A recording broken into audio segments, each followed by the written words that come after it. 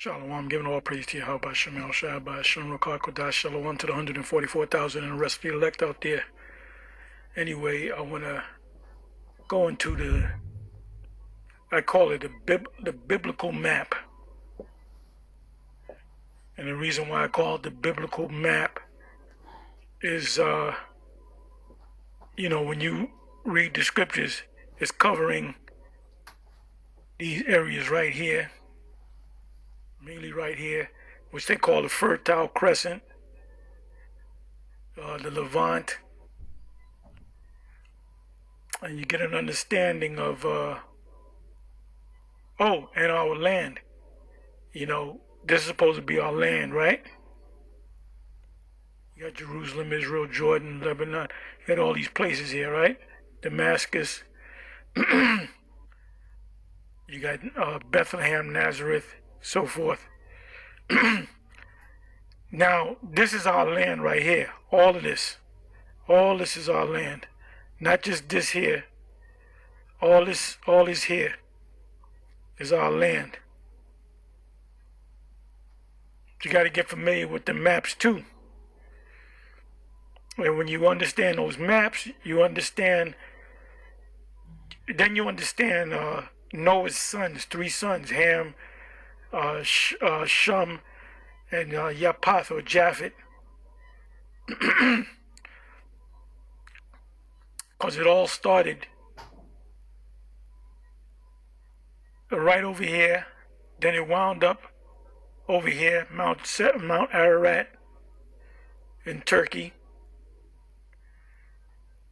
And what had happened was, when they repeopled the earth after the flood, they went, Shem, Japhet covered these lands, the various islands.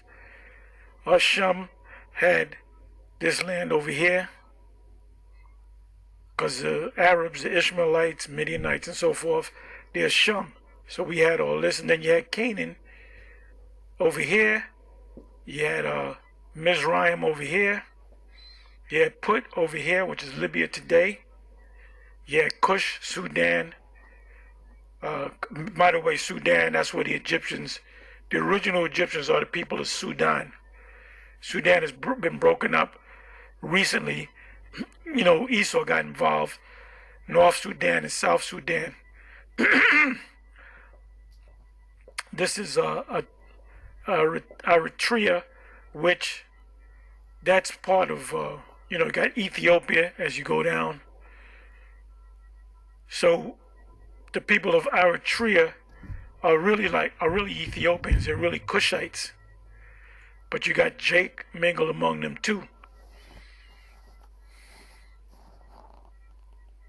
And you got Jake mingled among the Egyptians, the Sudanese, the people of Cush, the Libyans.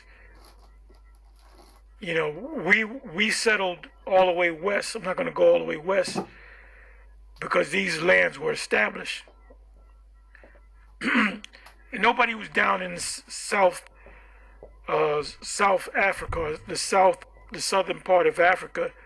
The Zulus, one of the major nations that took Africa, they were descended from the Bantu people, which are Israelites. Got the Bantu people. You got the people of Benin. Benin is son, except for the Benin. But Benin would be son, a Bun. Bantu, Bun meaning son. You go to them ancient maps, you go to the maps where Esau went throughout the Africas, you go to the 1500s, 1600s, 1700s, there were certain parts of Africa, I'm talking about West, even mid-Africa. You had the land of Ephraim, you had Judah, you had Fort Judah. So it makes all the sense in the world that every person on the planet Earth came from one of the 3 sons of Noah, Ham, Shem, or Japhet. got the Red Sea. You got the Euphrates and the Tigris.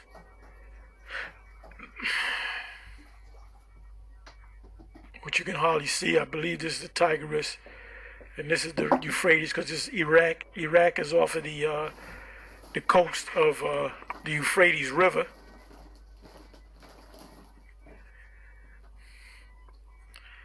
Then you got the journeys that Paul took, the 3 major journeys. He took 5 altogether, and he hit all these areas here. He hit all these areas here. I'm looking for Greece. Okay, there's Greece. He was up there in Greece. Macedonia.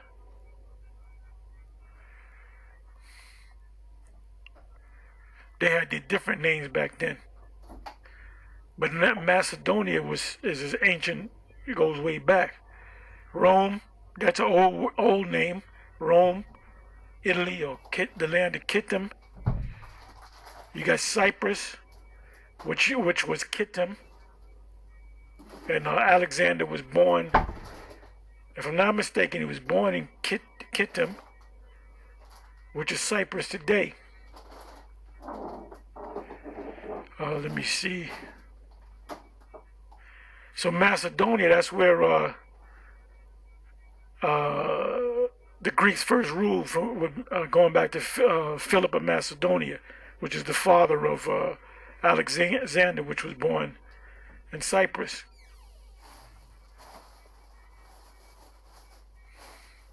So you got to familiarize, like if I was able to take all these words out and you got a blank, just the maps, would you be able to navigate yourself through these different maps, these areas? If Black Sea wasn't there, would you know what it was called? This is Caspian Sea. It doesn't say Caspian. This is Caspian Sea. This is the Black Sea. This is Georgia, Russia. The Caucasus Mountains are here in this region over here. Caucasus is between the Black Sea and the Caspian Sea.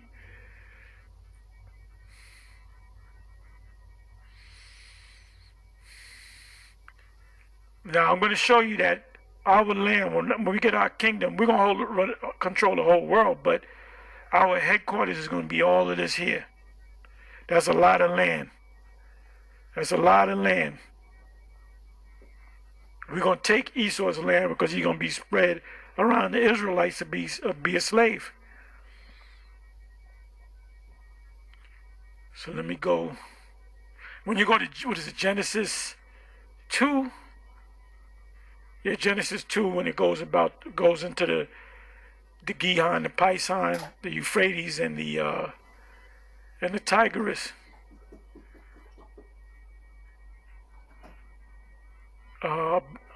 Pison is the Red Sea. I hadn't gone through this in a while.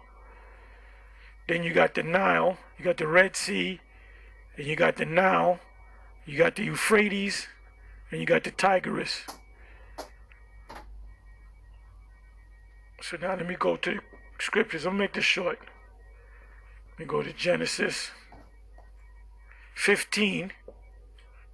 You had Israelites saying that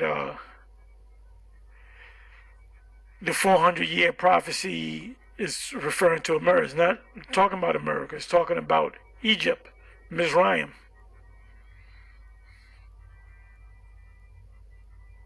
Go right down to the point.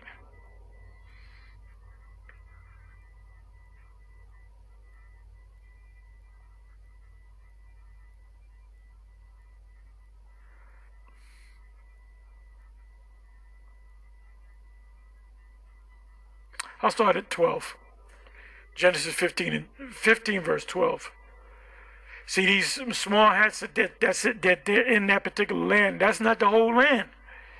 So that further proves that they're not the people, because they're not in the land. They're not in Saudi Arabia. They're not between the Red Sea and the Euphrates. So it says, you can read this from the top. I'm going right to the point. And when the sun was going down, a deep sleep fell upon Abram, which means exalted father. Abba Ram. Abba means father, and Ram means exalted. A ram, an animal called a ram, is a Hebrew word because they high and exalted on the mountains. It says, and lo, and horror of great darkness fell upon him. He was in a deep sleep, in a coma, if you will. And he said unto Abram, Yahweh, Bashem Yahushua said unto Abram, know of a surety that thy seed shall be a stranger in a land that is not theirs. Didn't he have many seeds? So what is it talking about? It's talking about the seed that came out of Isaac. And from Isaac, Jacob and Esau, the seed that came out of Jacob. Because Esau didn't go into captivity under the Egyptians. It was the sons of Jacob.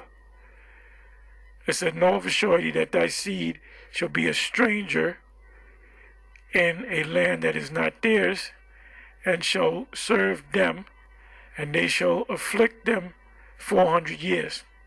That's talking about Egypt or Mizraim. It's not talking about America.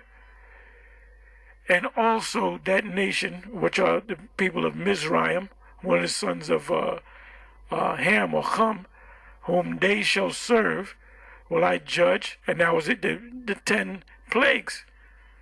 And eventually we left out of that land. The Pharaoh at that time said, go and take your people and pray to your Lord and ask your Lord to bless me too. It says, and also that nation whom they shall serve will I judge, and afterward shall they come out with great substance, because the scripture said they got reparations. You know, not in paper dollars, but in gold and in, things of value, mainly gold. And thou shalt go to thy fathers in peace, and that's in our land, because we had to oh, by the way, let me bring this up. Let me do this. In case you were wondering where the wilderness was, the wilderness was right here. The wilderness was right there. For 40 years. It was between the Gulf of Suez and the Gulf of Akbar. And by the way, we didn't go through the Red Sea. We went through the Gulf of Suez, but he said Red Sea because the Gulf of Suez is connected to the Red Sea. It's a part of the Red Sea.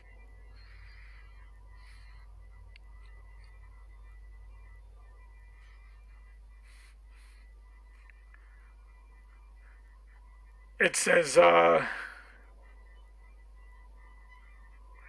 and thou shalt go to thy fathers in peace, thou shalt be buried in a good old age.